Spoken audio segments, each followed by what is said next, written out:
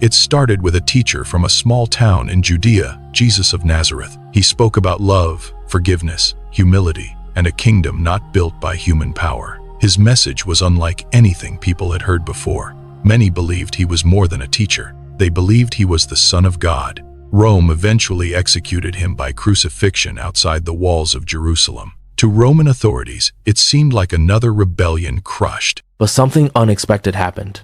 His followers claimed that Jesus had risen from the dead, and they began telling everyone. The people spreading this message were not powerful leaders.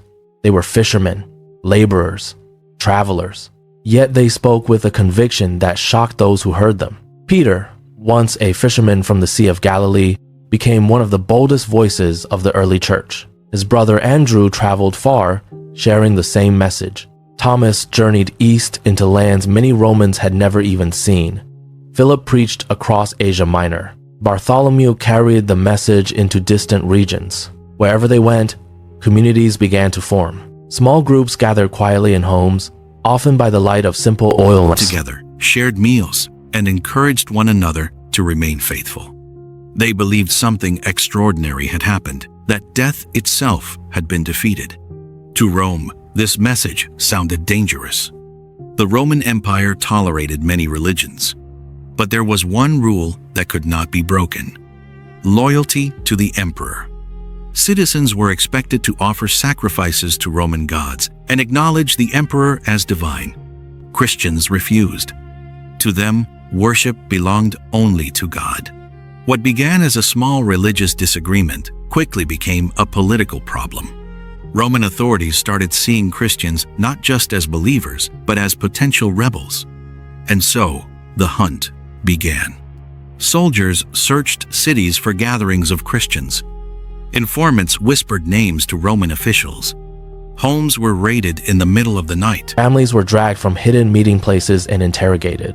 Believers learned to gather quietly in secret rooms or underground spaces. Fear spread through the communities. But something else grew alongside it: courage. Rome believed public executions would frighten people into abandoning the faith, so punishments were often carried out where crowds could see them. The goal was simple: make an example of them. But something unexpected happened. When Christians were brought before Roman authorities and ordered to deny their faith, many refused. Some spoke calmly about the teachings of Jesus. Others prayed even for the soldiers who were about to execute them. Peter was eventually arrested. According to early Christian tradition, he was sentenced to crucifixion in Rome. But Peter made a request. He asked to be crucified upside down, believing he was not worthy to die in the same way as his teacher. Andrew also faced crucifixion. Thomas, who once doubted the resurrection, traveled far east before being killed for preaching about Jesus. Philip and Bartholomew met similar fates. Rome intended these executions to destroy the movement. Instead, they strengthened it. Stories of courage spread quickly among believers, and people watching began asking a dangerous question: why would anyone willingly die for something they knew to be false? Years passed. One by one, the original apostles disappeared from the world. Most had been killed.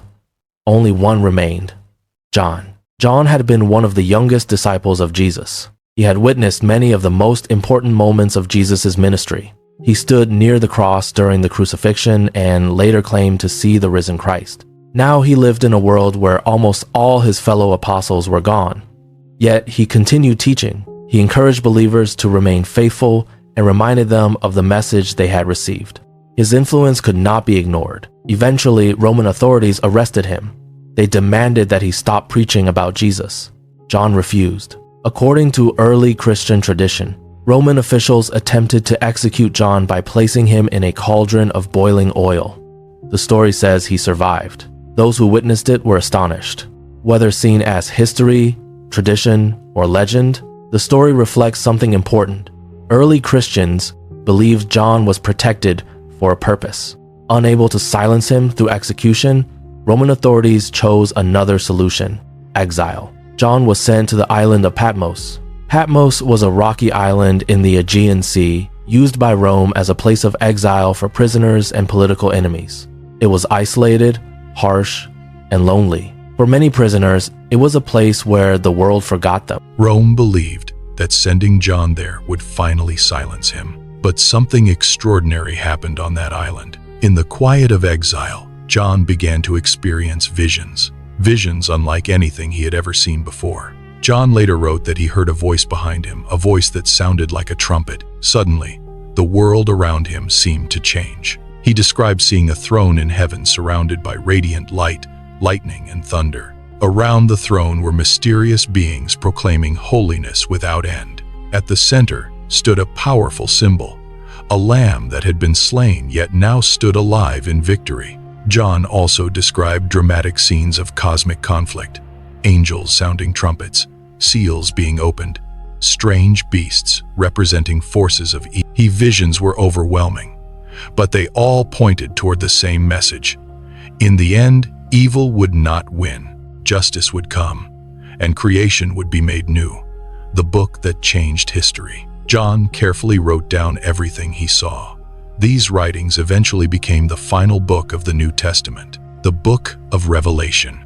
It remains one of the most mysterious and debated texts in religious history. Some people believe it describes events that already happened in the ancient world. Others believe it reveals the future of humanity. But for the early Christians facing persecution under Rome, the message was clear. The empire that seemed unstoppable was not truly eternal.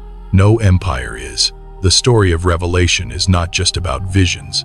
It is about courage. It is about people who held on to their faith even when the world around them tried to crush it. The apostles died. The martyrs suffered. John was exiled to a lonely island. Rome believed it could silence them all. But history tells a different story. The Roman Empire eventually fell. Its emperors became names in history books. Yet the message carried by those early believers continued to spread across the world, and the words written by the last witness on a rocky island are still read today. John spoke, and the world never forgot.